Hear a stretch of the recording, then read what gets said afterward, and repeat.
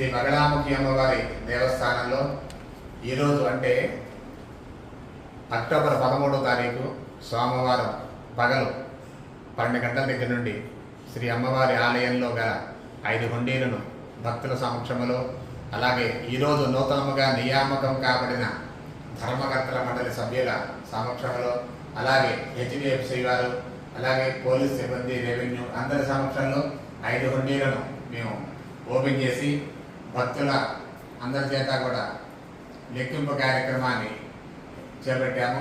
మరి ఈ లెక్కింపు కార్యక్రమంలో ఇంతవరకు కూడా వచ్చినటువంటి ఆదాయం 88 రోజులకు గాను 4,90,215 రూపాయలు. 88 రోజులకు గాను 4,90,215 రూపాయలు ఈ ఆదాయం లభించింది. ఇది 88 రోజులకు సంబంధించిన ఆదాయము.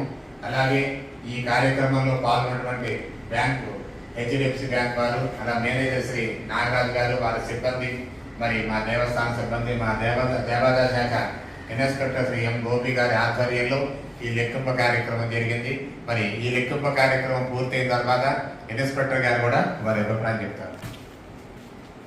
ఈరోజు నూతన పాలకవర్గం కూడా ఎన్నికయ్యి వారి సమక్షంలో దేవస్థానం హుండీ కౌంటింగ్ జరిగింది.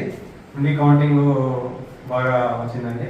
అలాగే ప్రతి హుండీ కౌంటింగ్లో కూడా ఇలాగే రావాలని కోరుకుంటున్నాను. ఈ కార్యక్రమం పాల్గొన్న బ్యాంకు వారిని మనస్ఫూర్తిగా ధన్యవాదాలు తెలియపరుస్తున్నామండి. సర్వే జన